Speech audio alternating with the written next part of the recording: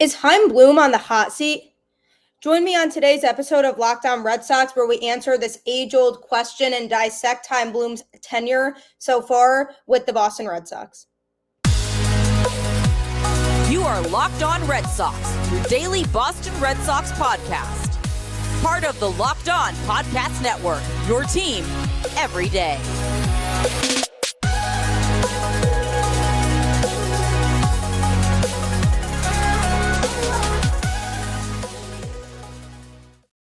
Hello and welcome to Locked On Red Sox, part of the Locked On Podcast Network, your team every day. I'm your host, Gabby, former ESPN social media associate and current host of the Boston Balling podcast, here to bring you the latest in all things Boston Red Sox, Monday through Friday on your favorite podcast platform. Thank you for making the show your first listen of every day. This episode is brought to you by Gametime.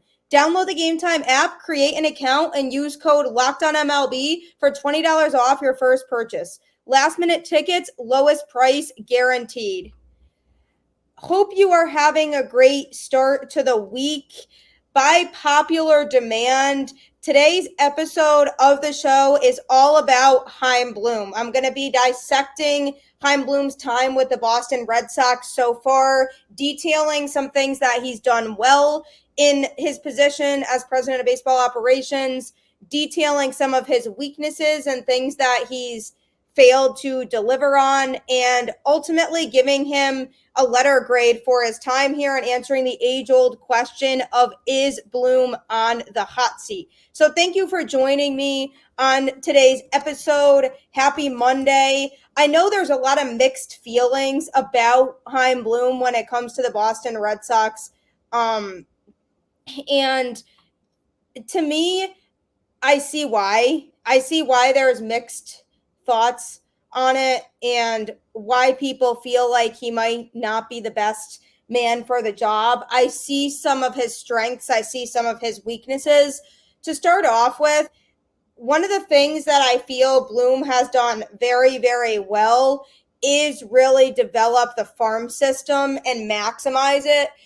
Prior to Chaim Bloom being here, the farm system was one of the lowest in baseball, around 29th. Now he's gotten that farm system into the top 10, arguably the top 5, but I am knocking it a little bit for the lack of pitching depth in the system. That's something that still needs to be addressed, but he's acquired a lot of young talent to bring into the system. Now the question becomes, are those players really going to pan out at the major league level? I mean, we see the development of players like Brian Bayo, who really has the potential to be an ace for the Red Sox. He has to work on a couple things still, but from a pitching standpoint, he gets the job done the majority of his starts, and you feel confident when he's on the mound that he'll get the job done. So to me, he's done a good job of recognizing young talent that he can bring into the system. I think when he traded Christian Vasquez,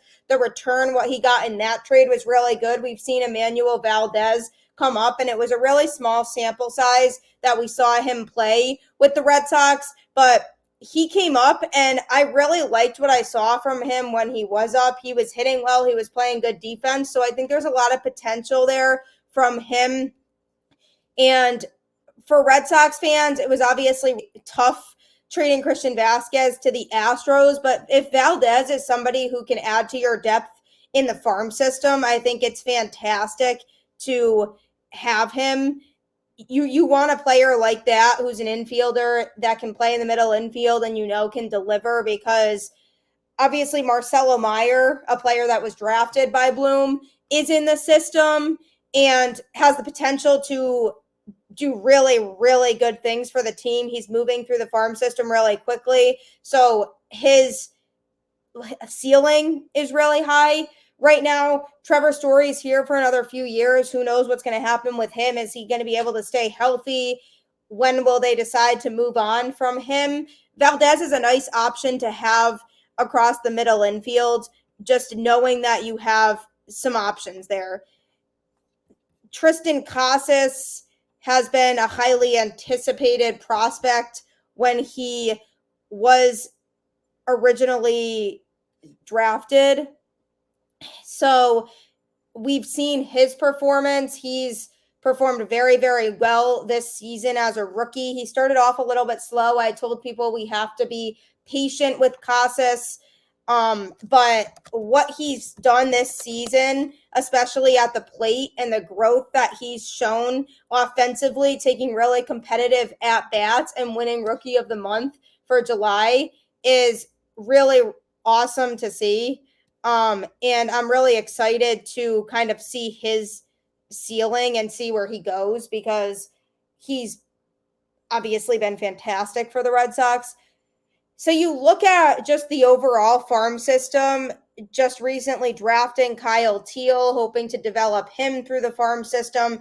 Roman Anthony, who's sitting there working his way up in the farm system. He has a lot of potential as well. I actually had Lindsay from Locked On MLB Prospects on the show, and we talked about Roman Anthony and just him being one of the best prospects the Red Sox have in the system right now. He is an outfielder, and the outfield in a few years could be really good because, you know, Yoshida's been playing well, Duran's back there, and then Verdugo, who, yes, has been struggling as of late, but we'll see if he ends up moving. Then if you add Anthony to there down the road, that's a really solid outfield. And then Rafaela, who's another strong prospect the Red Sox have. So you can really name quite a few prospects that the Red Sox have acquired that have made them a very, very competitive farm system. They still need to develop pitching depth in the farm system and acquire some arms just so that they can continue to have pitching in the future. That could be really good. So overall, what I'm taking from all that is from a future standpoint of really developing players and moving people through the farm system and looking ahead to the future of what the Red Sox could be. He's done a good job of that in terms of the future vision. One of my biggest knocks on Chaim Bloom is that he doesn't seem as focused on the current major league team. He seems a lot more invested in the farm system than the major league team, which I get when he first got here had to be the focus. But at some point, you do need to invest in the team you currently have. I think there were a couple moves the Red Sox could have made at the trade deadline this year that they didn't, primarily for a starting pitcher. And we've seen the bullpen get absolutely worn out. Josh Winkowski used to pitch a lot better than he does now, and now we're seeing just the fatigue coming through. And the Red Sox are in a situation where they're forced to just use bullpen arms more than they need to because of pitchers who are injured and coming back soon, which is great. But I think he definitely could have used a starter at the deadline, and one that could have made sense moving forward for the team. So when I look at the overall makeup of the current Boston Red Sox, pitching definitely seems to be the downfall. It's something that I wish he would emphasize more of and acquire more of, because the rotation continues to be shaky. And I, again, understand the future vision, but if the pitching depth in the farm system also isn't great, where do we expect the Red Sox to get that good pitching from? So I definitely would like to see him focus more on the pitching rotation moving forward. Coming up, I'm going to be going into more of this. There's a lot more I can say about Chaim Bloom, what he's done and what he hasn't done, and I'm going to be giving him a letter grade for his performance so far in his position with the Boston Red Sox.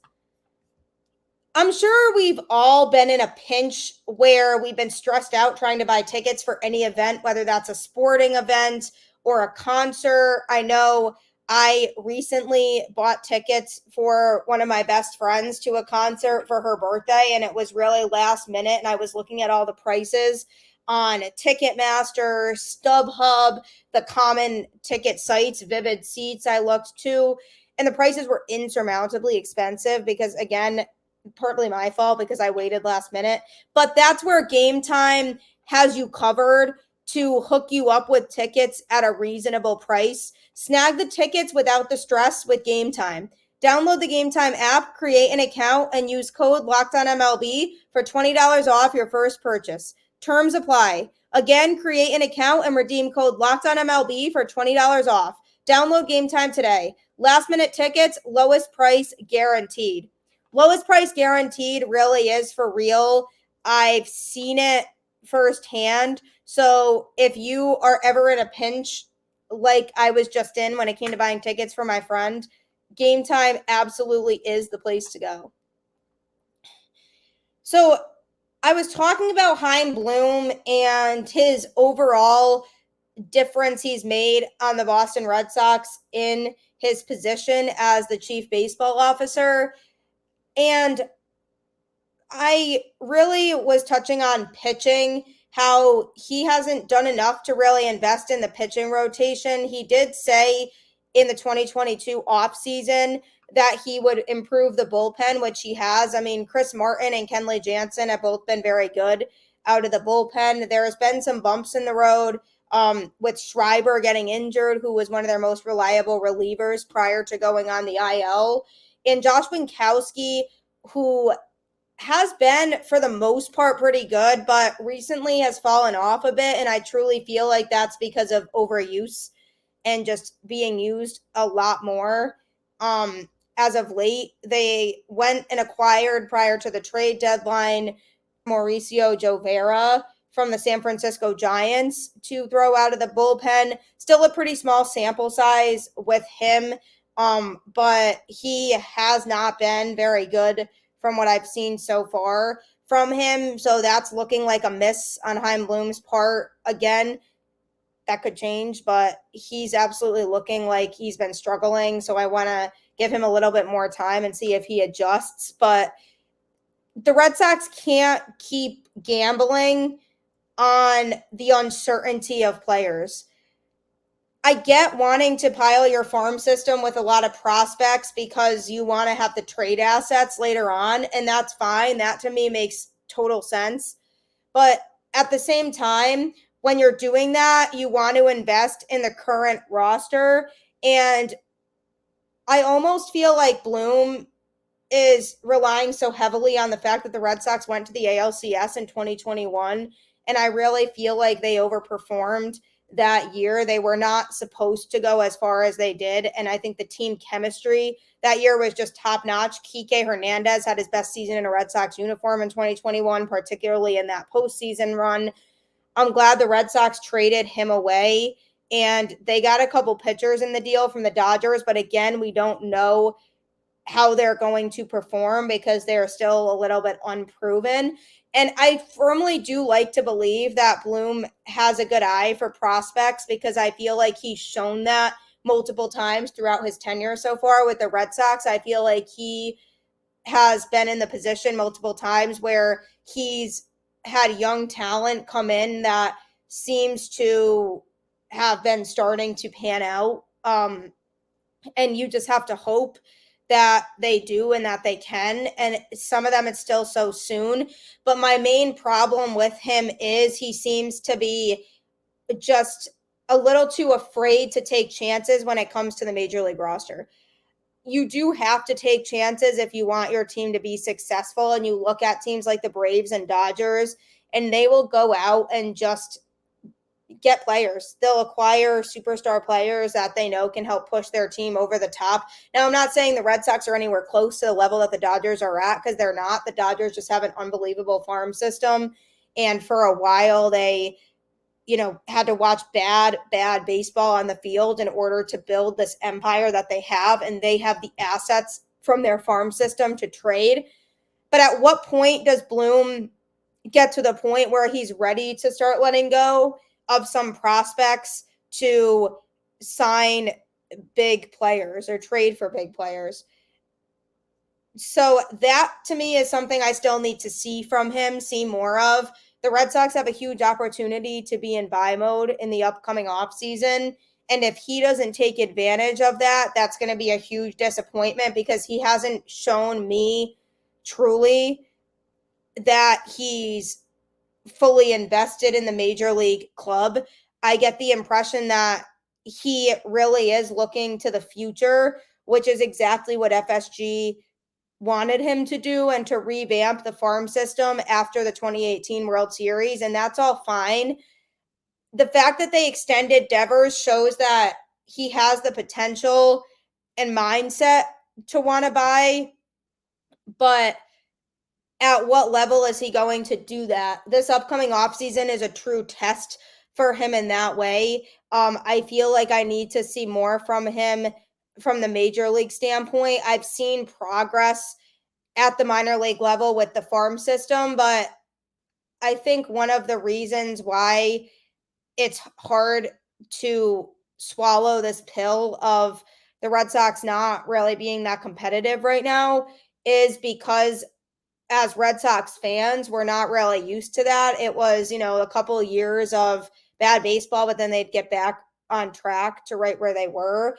I think there's been a little bit of luck involved when it comes to the 2023 Red Sox. They are in a situation where they are totally playing okay baseball, right around where I thought that they would be. Their offense is playing well, but they got really lucky with the fact that Duran just had this huge jump in progress this year, because yes, I saw potential in Duran, but I did not think it would happen this quickly, and that's been a huge difference maker for the Red Sox at the major league level.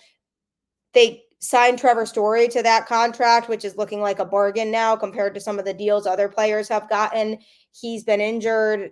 That's obviously out of Bloom's control, but I would like to see more.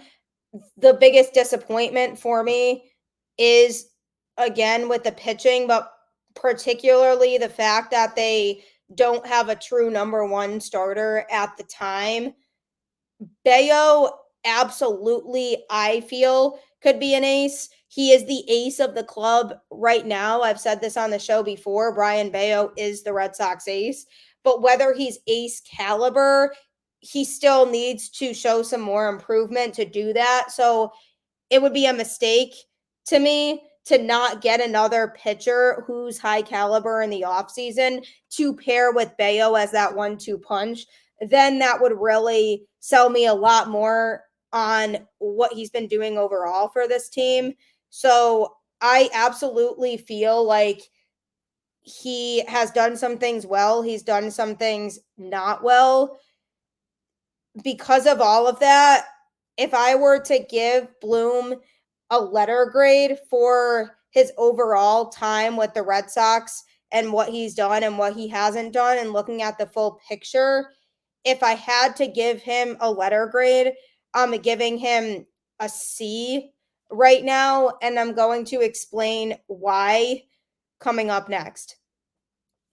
Don't forget to subscribe to Locked On Red Sox on your favorite podcast platform for free Monday through Friday. You can also catch the home broadcast of any Red Sox game on Sirius XM.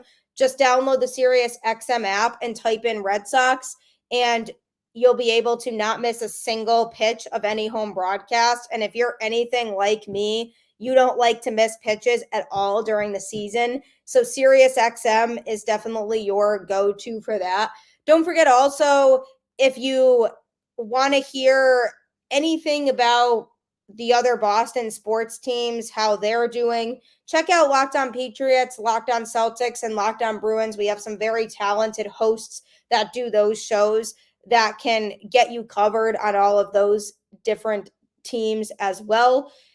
And you can also check out my other podcast, Boston Balling, for anything Patriots, Bruins, Celtics, college sports in the Boston area. I cover all of that and more on that show. So subscribe to that one as well, and continue to make Locked On Red Sox your first listen of every day.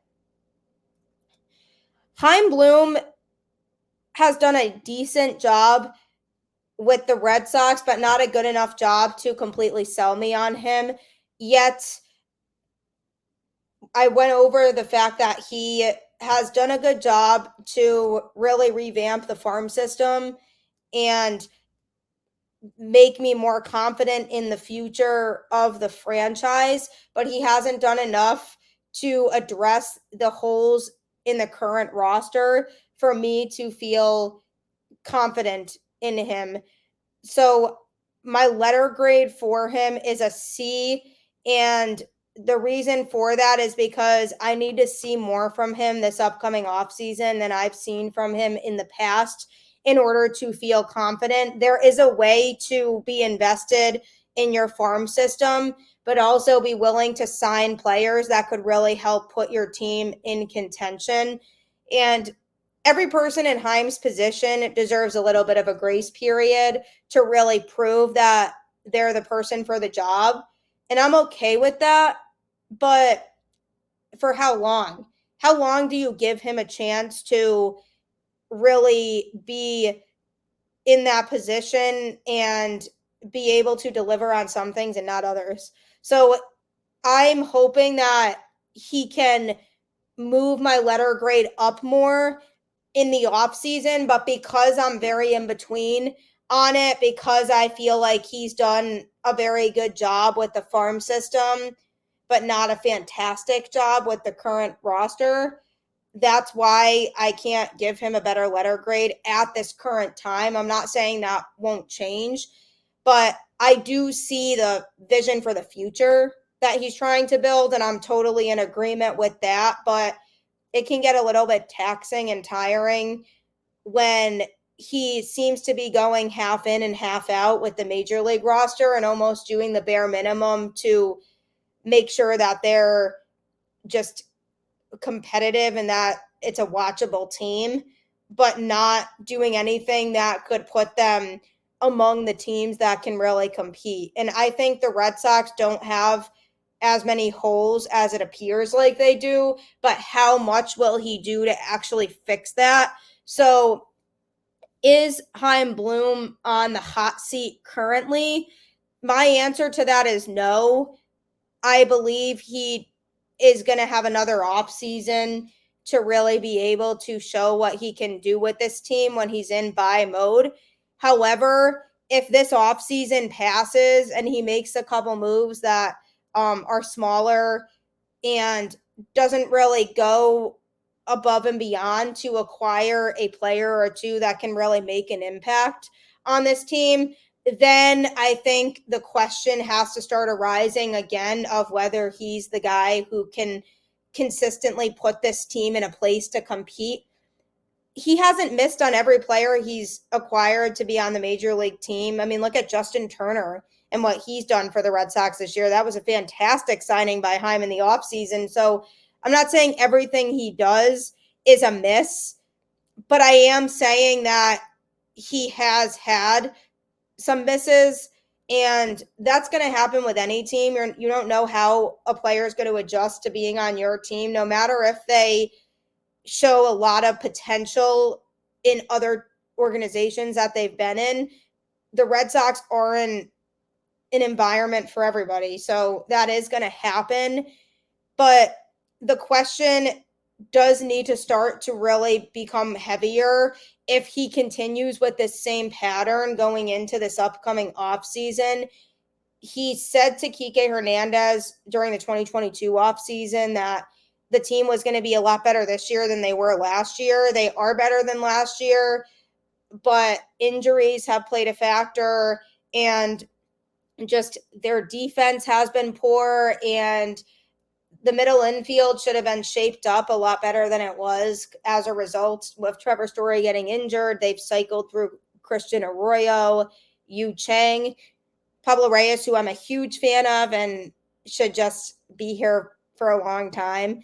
As I've been saying, Kike is settling for playing shortstop. So it's just been a combination of people who have been thrown around. So I would have liked to see them solidify the middle infield a little bit more, as well as address the starting pitching, because they were taking a big chance on players who weren't healthy. James Paxton has been pitching well. That's been another thing that has been very helpful for the Red Sox. When he signed him, I didn't hate that deal because it was very low risk, high reward. He was injured for a lot of his tenure here, but has been a huge weapon for the Red Sox in 2023 when he has pitched. So that's been a good addition.